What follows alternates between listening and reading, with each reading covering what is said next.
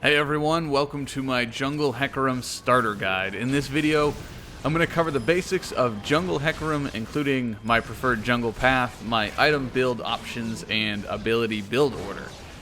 At the end, we'll look at some ganking techniques. A quick note first, this is designed to be a quick beginning guide. I'm not claiming to have the best of anything, but I spent some time with Jungle Hec, and I have a good idea how to play him. As far as runes go, I don't want to get too in-depth on it because I don't want that to be the focus of this guide. But just to say what I've been using most recently is Quint of movement speed, glyphs of scaling magic resist, mark of armor penetration, and seals of armor. So however many slots you have, you can fill in with those, knowing they're going to do you some pretty good work. I've only recently switched to those runes, so don't worry if you have something different. It won't lose you the game. For my masteries, I've run many variations, but found loading up on utility to help the most. Again, do what you feel more comfortable. It won't change much at this point.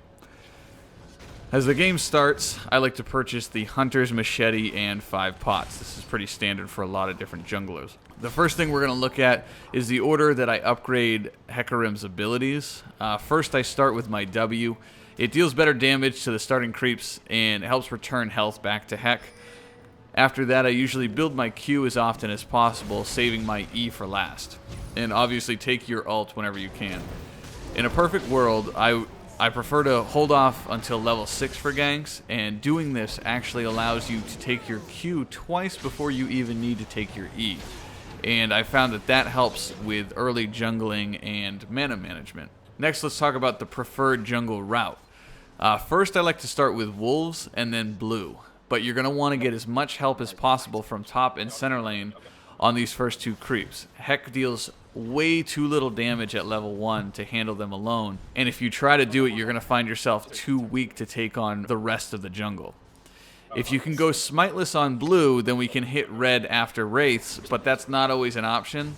More than likely, you'll need to smite blue. So after taking blue, take wraiths, then golems.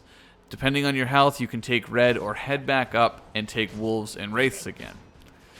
Fall back when you need to. It's always better to fall back and recoup than it is to stand in the jungle not doing anything because your health is low.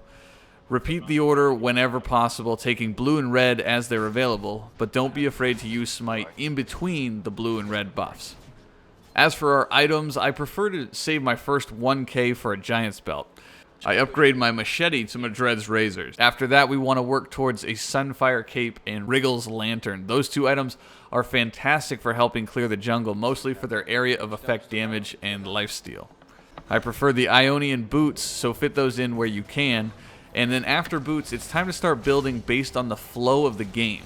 If you're taking too much damage in simple encounters, you got to build a little tankier. If you find you're struggling with damage output and you can't quite secure those ganks, then you want to go for any of the recommended items in the offensive slot. Remember, it helps greatly to buy wards when you can. Well, finally, let's look at ganking with Hecarim. Now, be ready to feel like an absolute powerhouse, pulling off some of the nastiest ganks, oftentimes coming out practically unscathed. Even enemies hiding under their turrets who think they've escaped should think twice if Hecarim is in the game. Ganking with Hec is pretty straightforward. You want to do your best to come in behind the enemy, so gallop in with your E to knock them back further from their tower, then pop your W and hit them with your Q. Gallop alongside them, hitting them with your Q every time it refreshes. Oftentimes this is enough to kill your enemy, but if you need to pop your ult, go for it. You can also run further under the tower, knowing that your ult can get you away quickly.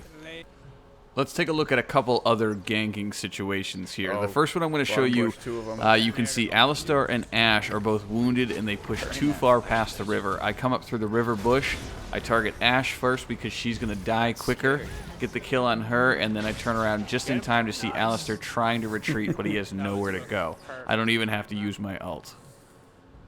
This next clip is going to show a wounded Anivia hovering under her tower thinking that she's safe. I know that Hecarim's ganking ability is above average, so I'm able to gallop out with my E, hit her, pop my W and my Q, and do just enough damage with my ult to put her down. And I get away from the tower with only taking a couple shots. That was a pretty good gank, by the way. Yeah, I want to say I contributed to that kill. After you like stomped all over her, then shit on her back.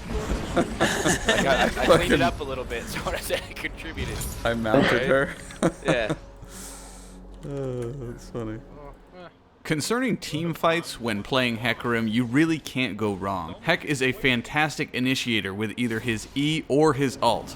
Remember that damage dealt inside of your W's area of effect will restore health to Hecarim. So when you're in the middle of the chaos, pop your W to stay in the fight a little bit longer. Hecarim is also fantastic at chasing down enemy champs as they attempt to flee after a team fight.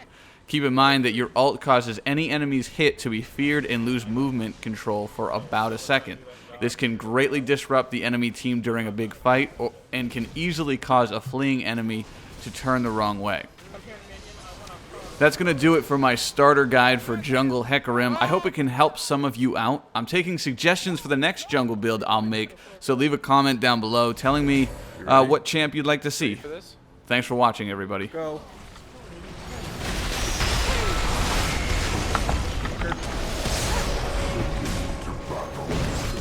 I almost got yeet. What? Dude, I was literally jogging around the fight because I thought it was completely under control. It was. What happened? Like, I don't know. I'm so sad right now. Alright, I got the turret in the middle.